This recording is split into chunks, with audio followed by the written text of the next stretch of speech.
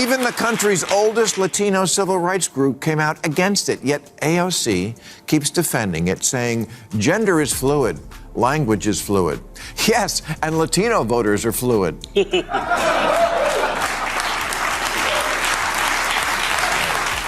Redress the past, or reach out to the gettable white voter who says, you know what, I'd like a shot at getting in the pot business. But to do that, our entire audience. It all started with one word, a word that was supposed to unite, but instead ripped open a cultural wound. That word is Latinx. For years, activists and politicians insisted that everyone should adopt it as the new, modern label for Hispanic communities. They said it was inclusive, forward-thinking, progressive. Last week, an 85% Latino congressional district on the border with Mexico, which had always voted heavily Democratic, flipped to the red team. And the campaign manager for the losing Democrat said, "We gave up a reliably Democratic congressional seat for no reason at all. We deserve to know why." Well, aside from your terrible attitude, I'm going to tell you why. Because these voters stopped seeing your candidate as their lawyer. But here's the catch. The very people it was meant to represent rejected it loudly. Poll after poll showed overwhelming opposition. Families at kitchen tables laughed it off, community leaders dismissed it, and even the country's oldest Latino civil rights organization came out against it. Yet some high-profile figures refused to let it go. One of the loudest defenders has been AOC. She doubled down, saying things like gender is fluid and language is fluid. But here's the punchline, voters are fluid too. And in politics, that's no small detail. When politicians push a label that offends rather than empowers, they risk losing the very communities they claim to fight for. And that's exactly what has been happening. By the way, before we continue, don't forget to like this video and subscribe to the channel. It really helps us grow and share more intriguing stories. Now, let's continue. What makes this so shocking is the arrogance behind it. Instead of listening to millions of voices, politicians thought they could overwrite culture with a trendy buzzword. Message to you was, I'm an American now. I'm here. Be my lawyer, not the lawyer for the migrants showing up in my backyard. Every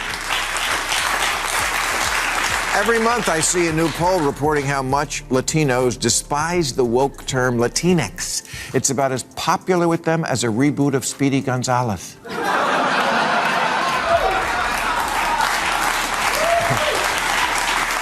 It wasn't just a mistake. It was a political disaster waiting to explode, and it did.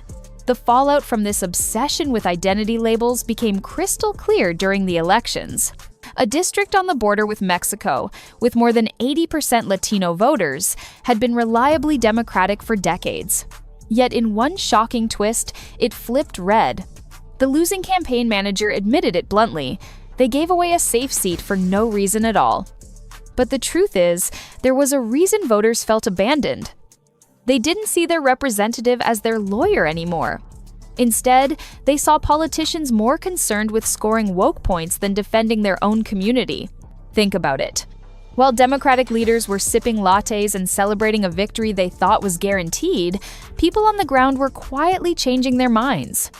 These voters weren't fooled by speeches about inclusivity and trendy language experiments. They wanted action on real issues, someone who would actually fight for them, not for abstract slogans. And when the Democrats ignored that, the door opened wide for Republicans to step in and claim their loyalty.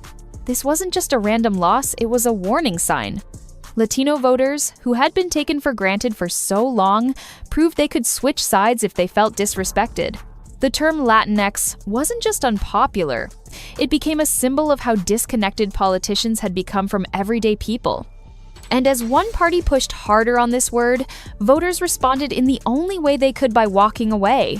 And at the center of this storm stands AOC, a politician who built her brand on fiery speeches and a Bronx-born fighter for the people image. Even the country's oldest Latino civil rights group came out against it, yet AOC keeps defending it, saying gender is fluid, language is fluid. Yes, and Latino voters are fluid.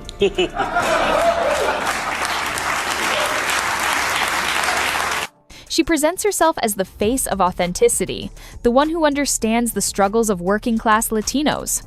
But when it comes to this issue, her stance feels less like leadership and more like performance. Defending the term Latinx, even as polls show it's despised by the very community she claims to represent, makes her look disconnected. Critics point out that her story isn't as gritty as she loves to portray. She wasn't raised in the Bronx the way she markets herself, and that disconnect shows. To many, her support for Latinx comes off as pandering away to score cultural points, rather than to reflect lived experience. It's like she's trying to play a character, one that doesn't quite line up with reality. And here's the deeper irony. AOC's heritage should give her a natural connection to the Latino community, but instead of embracing their actual culture, language, and traditions, she's leaning on labels that the community itself rejects. That makes her appear more like a politician chasing applause than someone grounded in the culture she claims. For voters, that gap is hard to ignore. Instead of seeing her as their champion, more and more see her as out of touch, and that's why her defense of Latinx feels less like progress and more like a scandal that's backfiring. The ripple effect didn't stop with Latino voters. Another community started shifting too: Asian Americans. So are Asian Americans, whose support for Democrats is down 16 points since the last election. A lot of that is because, in the name of achieving equity in schools, Democrats in deep blue cities have made it a mission to eliminate the advanced programs at which Asian kids excel. Asian parents said, "Okay, I wish all kids well, not a racist, but I need someone who acts like my lawyer." For years, they had been one of the most reliable Democratic-leaning groups. But when schools in deep blue cities began eliminating advanced programs in the name of equity, everything changed. These were the very programs where Asian students excelled, where their hard work and discipline paid off. Suddenly, parents saw those opportunities stripped away, not because their children did anything wrong, but because politicians claimed fairness meant lowering the bar for everyone. The message was clear: excellence no longer mattered. Sacrifice, late-night study sessions, endless practice, all of it was being dismissed as privilege. Parents who had once trusted Democrats to protect education began to feel betrayed. They didn't want excuses. They wanted someone to act like their lawyer, to defend their kids' right to succeed. What the party called equity looked to many like sabotage. Instead of lifting struggling students up, the system dragged achievers down. And when Asian families looked at their political options, they saw one side cheering on this experiment, while the other side promised to defend merit and opportunity. Just like that, loyalty started to crack. In fact, support for Democrats among Asian Americans dropped by 16 points since the last election. It was another clear sign. When politicians trade real results for woke slogans, communities notice and they walk away. This shift in education revealed something even darker: a slow, deliberate lowering of standards across the entire system. If you're a parent and wanted schools to reopen a lot sooner than they did after COVID shutdowns, or think maybe your kid is getting a bad education, partly because it's nearly impossible to fire a lousy teacher, yeah, you're going to say, "Congratulations, teachers, you got yourself a good lawyer." The Democratic Party's always got your back, 100%. But I've noticed my kid is kind of an idiot. So I may be looking for new representation. Schools that were once meant to inspire excellence started to feel more like holding pens, where the main goal wasn't achievement, but avoiding hurt feelings. Advanced courses vanished, grading got softer, and discipline became optional. The result? A generation of kids less prepared, less ambitious, and less competitive than the students who came before them. Parents noticed it immediately. They watched their children come home less motivated, less challenged, and in many cases, less capable of critical thinking. And when they asked why, the answers always sounded the same: equity, fairness, compassion. But what parents really saw was mediocrity packaged as progress. Some even admitted they looked at their kids and thought, "My child isn't learning what they should. They're not sharp." And no one in power seems to care. Meanwhile, teachers' unions had ironclad protection. Parents who wanted schools to reopen faster after lockdowns or who demanded higher standards hit a wall. Bad teachers couldn't be fired, good teachers were handcuffed by policy, and students were caught in the middle. The Democratic Party kept backing the system 100%, and in doing so, sent a clear signal. Their loyalty wasn't to the families, but to the unions. For many parents, that was the breaking point. If the party wouldn't defend their children's education, they would find someone else who would.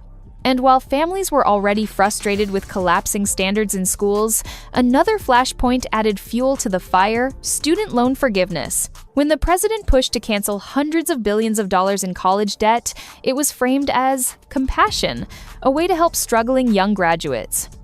But to many Americans, especially those who never went to college, it sounded like a slap in the face. Imagine working a tough job, maybe in construction or service work, earning far less than a college graduate, only to be told that your taxes will help pay off someone else's degree in sociology or gender studies. Parents who never had the luxury of higher education were now being asked to subsidize people who did, and often ended up with better-paying jobs because of it. To them, it felt unfair, even insulting. President Biden wants to cancel hundreds of billions of dollars in student debt. Okay, but the poorer 2/3 of American kids who don't get a college degree are going to say, why should the people who didn't go to college and make less money subsidize the people who did go and make more?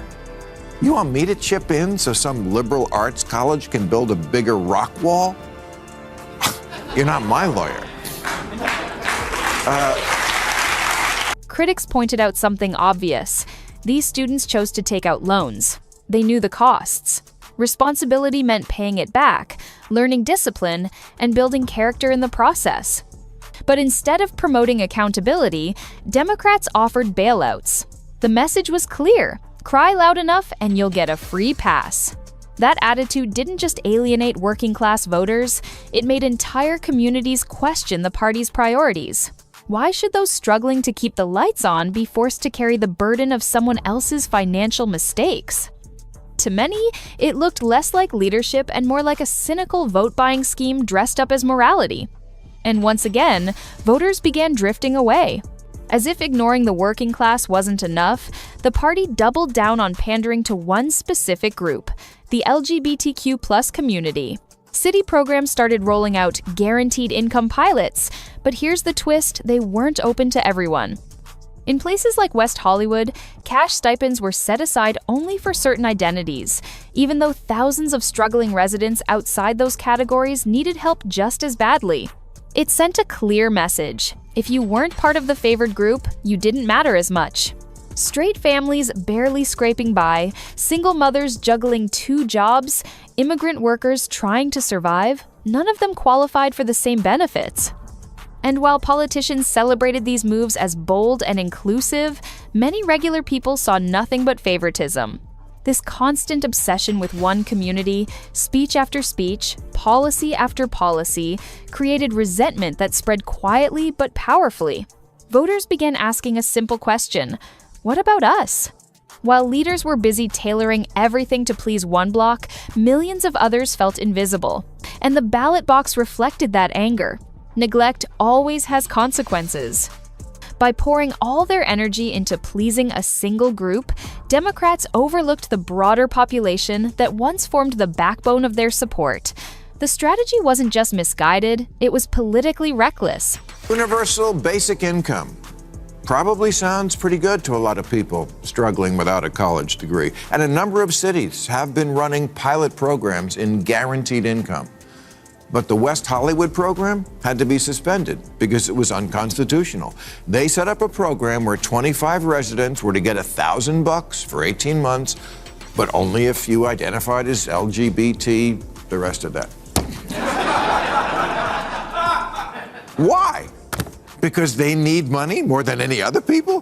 Because no one in West Hollywood will hire a gay person? Instead of building coalitions, they were burning bridges. And voters started walking away in silence, only to roar back on Election Day. One of the strangest twists came with marijuana legalization. For decades, Democrats promised to make it happen.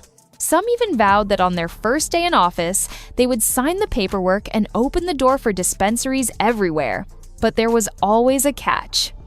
Instead of treating legalization as a straightforward reform, they tried to turn it into another social experiment, saying the first licenses should go only to those who suffered the most from the drug war. On paper, the idea sounded fair. In reality, it slowed everything down. While Democrats tangled themselves in endless debates, Republicans started to see an opening. Then came the shocker. Talk of legalization began surfacing from the very party that once championed the war on drugs. Suddenly, the GOP was in a position to deliver what Democrats had been promising for years, but never delivered. For longtime advocates, it was almost laughable. Imagine spending decades mocking conservatives as old-fashioned, only to watch them step in and actually push the cause forward. When he ran in 2020, Bernie Sanders said he would legalize marijuana on his first day as president, but that the business of selling pot would be awarded first to those who suffered most from the drug war. And you know what? I can't argue with that instinct. The drug war has been a horrendous instrument of prejudice and punishment for racial minorities, so it seems fair that they jump the line for weed franchises the way Indians did for casinos. But it's also what's holding up Republican support for legalizing weed nationally, which would be good for everybody. And these are the hard, practical choices the Democrats have to weigh. The irony couldn't be sharper. If Republicans managed to make weed legal nationwide, it would not only embarrass Democrats, it would also expose them as all talk and no action. And for voters, that's the real issue.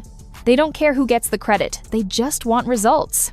If the so-called progressive party can't deliver on one of its most popular promises, while the other side gets it done, the political map could shift in ways no one expected. All of these cracks, the fights over language, the collapse of standards in schools, the debt forgiveness fiasco, the selective pandering, paint a picture of a political movement that's forgotten the basics of representation. At its core, politics is supposed to be simple. Voters send someone to office to be their lawyer, their defender, their voice in the halls of power. But what happens when those lawyers start representing everyone except the people who hired them? That's when the entire foundation begins to crumble. Take Latino voters again. For decades, Democrats assumed their loyalty was unshakable. Redress the past, or reach out to the gettable white voter who says, you know what, I'd like a shot at getting in the pot business. But to do that, our entire audience. But instead of focusing on jobs, border communities, or cost of living, leaders were busy inventing new terms like Latinx words that polls show more than 2/3 of Hispanic voters dislike. It was less about respect and more about control, a way to dictate identity from the top down. And while politicians doubled down, ordinary families were shaking their heads, wondering if anyone in Washington still understood them at all. Then, look at Asian American parents. They came to this country with dreams of giving their children a better life, sacrificing everything to secure a strong education. And what did they get? Politicians telling them that their kids' success was unfair, that the very programs their children worked so hard to enter needed to be scrapped. That wasn't fairness. It was punishment for excellence. And it didn't stop there. Working-class Americans without college degrees, people who keep the economy moving every day, were suddenly expected to cover the tab for student loans they never signed. LGBTQ+ families received targeted benefits, while other struggling households were told to wait their turn. Over and over again, the pattern repeated. Leaders choosing symbolic gestures and selective pandering over broad, fair representation. The end result is a slow but steady revolt. Communities that once felt locked into a single political identity are breaking free. Latino districts flipping red, Asian American support slipping by double digits, working-class voters shifting away in droves, it all adds up to a tidal wave that could reshape the political landscape. And the irony is hard to miss. These weren't losses caused by clever opponents or unstoppable trends. They were self-inflicted wounds, born out of arrogance, condescension, and a refusal to listen. This all circles back to the bigger picture, a party digging its own grave by insulting voters' intelligence. Instead of listening to the people who keep the country running, they keep chasing trends, pushing niche agendas, and lowering standards. From forcing Latinx onto communities that rejected it, to forgiving debts that should have taught responsibility, to pandering endlessly to one group while sidelining everyone else, the pattern is clear. Meanwhile, Republicans are seizing every opening. They're not only picking up voters who feel ignored, they're even outmaneuvering Democrats on issues like marijuana legalization, something liberals should have delivered years ago. The shift is no longer subtle. It's happening out in the open, in flipped districts, in changing poll numbers, and in growing frustration across multiple communities. Voters are tired of empty slogans, tired of being lectured, tired of watching politicians prioritize theater over results. When people who once voted blue without hesitation start questioning that loyalty, it's a sign of something much bigger than a single policy failure. It's a turning tide. If you enjoyed this video, don't forget to hit the like button and subscribe to this channel. Also, drop your thoughts in the comments. See you on the next one!